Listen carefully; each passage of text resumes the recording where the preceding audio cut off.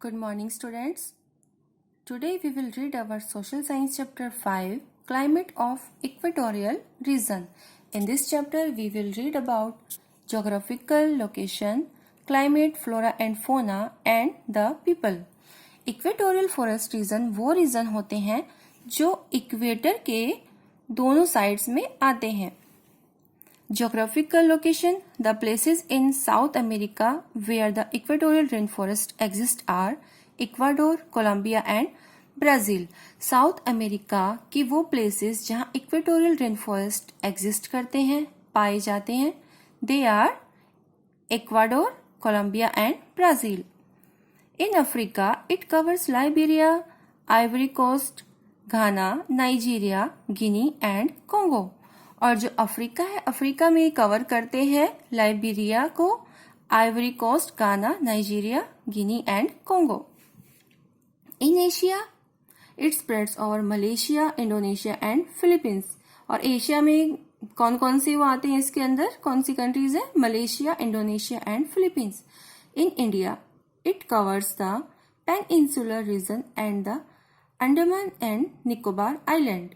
और इंडिया में क्या कवर करते हैं? जो प्रायद्वीप हैं, हमारे प्रायद्वीप के जो क्षेत्र हैं जैसे कि अंडमान और निकोबार आइलैंड, ये उसको कवर करते हैं.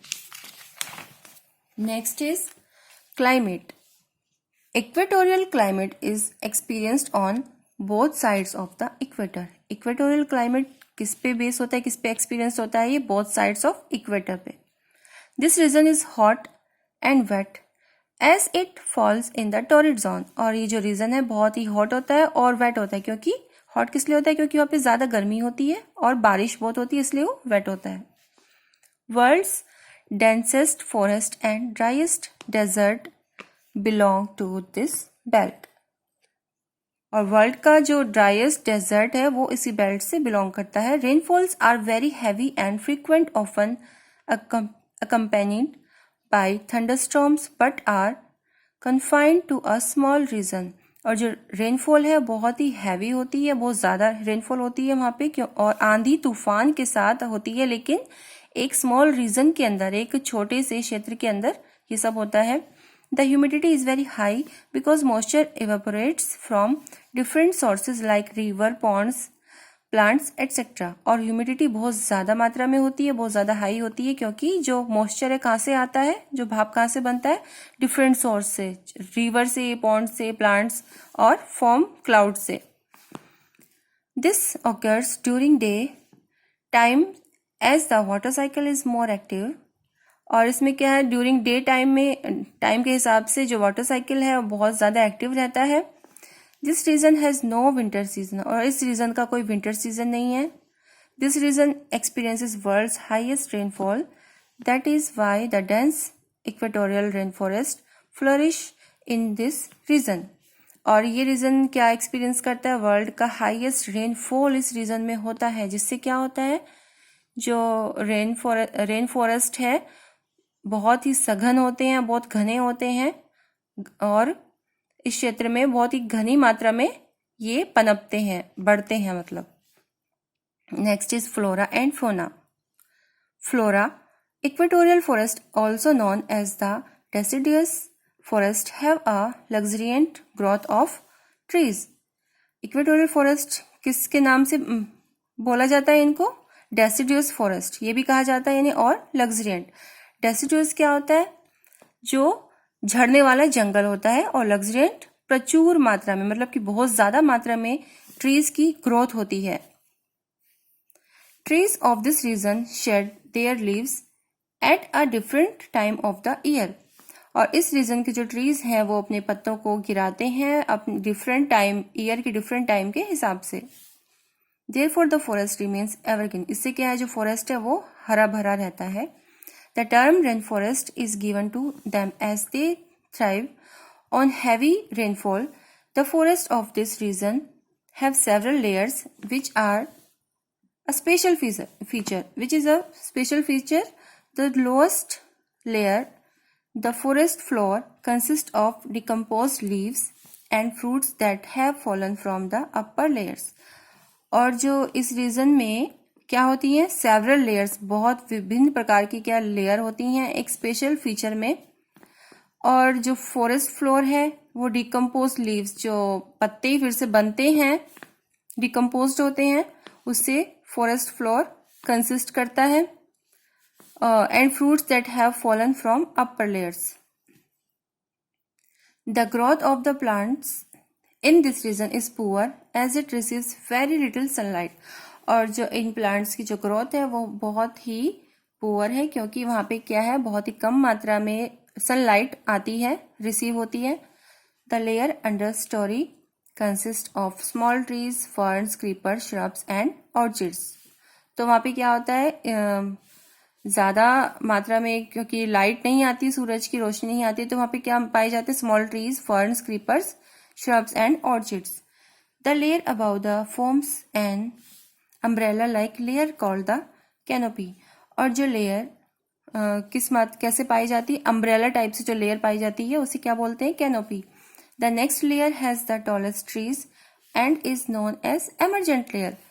जो नेक्स्ट लेयर है उसमें क्या टॉलेस्ट ट्रीज आते हैं, उसको क्या बोलते हैं? Emergent layer. This layer receives a lot of sunlight and rain. और जो लेयर है टॉलेस्ट ट्रीज वाली, ये बहुत ज्यादा मात्रा में सनलाइट रिसीव करती है और बारिश भी रिसीव करती है. Fauna. Huge number of animals live in rainforest, including insects and worms, fish, reptiles, amphibians, birds and mammals. ये सब किस में आते हैं? ह्यूज नंबर ऑफ एनिमल्स किस में आते हैं? फोना में आते हैं ये. The different rain forest of the world support different population of animals. और डिफरेंट रेन फॉरेस्ट, जो वर्ल्ड के रेन फॉरेस्ट हैं, वो क्या सपोर्ट, किसको सपोर्ट करते हैं? एनिमल्स के डिफरेंट पॉपुलेशन को.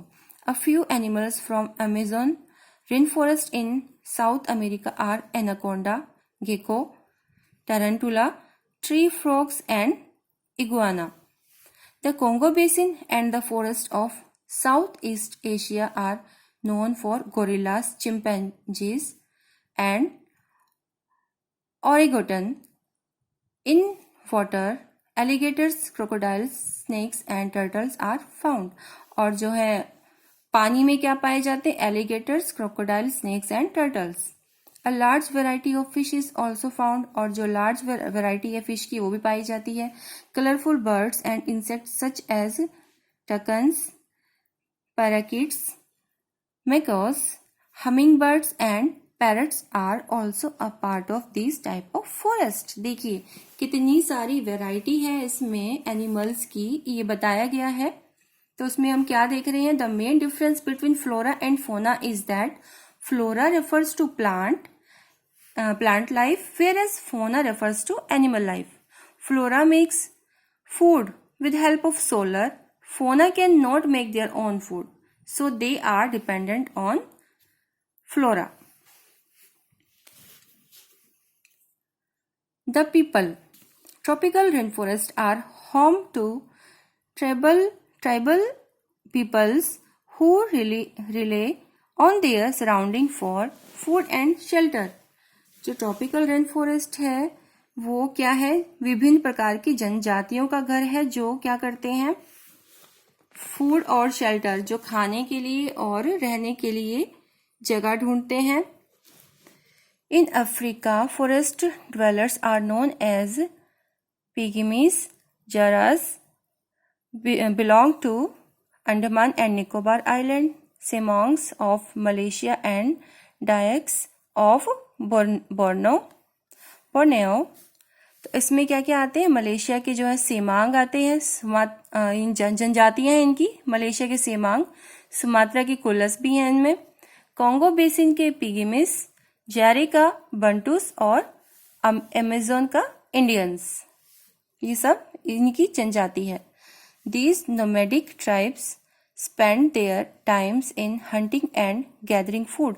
और ये जो जनजातियां हैं किस पे अपना टाइम स्पेंड करती हैं? हंटिंग में, शिकार करने में और फूड को इकट्ठा करने में, ढूंढने में.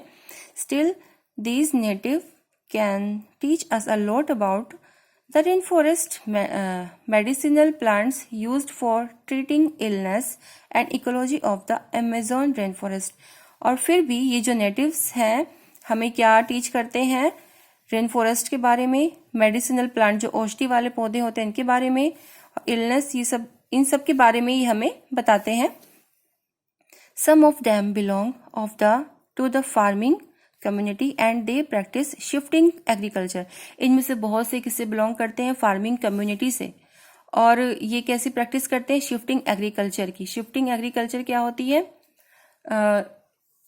अलग अलग अपने जो खेत चेंज कर करके जो एग्रीकल्चर अपने करते हैं उसे क्या बोलते हैं?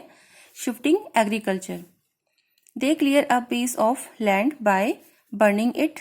वो एक क्या करते हैं? लैंड को क्लियर करते हैं, उसको जला के। And grow crops for around 2 to 3 years। और क्रॉप्स कैसे ग्रो करते हैं? अराउंड 2 to 3 years में। After the land turns infertile these groups move to a new area. और जब लैंड जो है वो इनफर्टाइल हो जाती है, उपजाऊ नहीं रहती, तो वो क्या करते हैं? दूसरे एरिया में चले जाते हैं। जो ग्रुप है दूसरे एरिया में चले जाते हैं। Hydro electricity production is one of the economic activities which are undertaken by the people of this reason.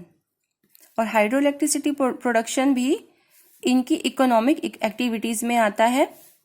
Others include copper and stone mining, fishing, mining of natural gas and petroleum. तो देखा आपने, ये जो विभिन्न जो tribes हैं, ये जो जनजातियां हैं, वो इसमें क्या करती हैं? अपना जो भोजन है और रहने के लिए यहाँ पे क्या क्या करते हैं? वो हंटिंग करती हैं और गैदरिंग फूड को इकट्ठा करती हैं। और ये सब क्या है? शिफ्टिंग एग्रीकल्चर भी इनकी एक क्वालिटी है।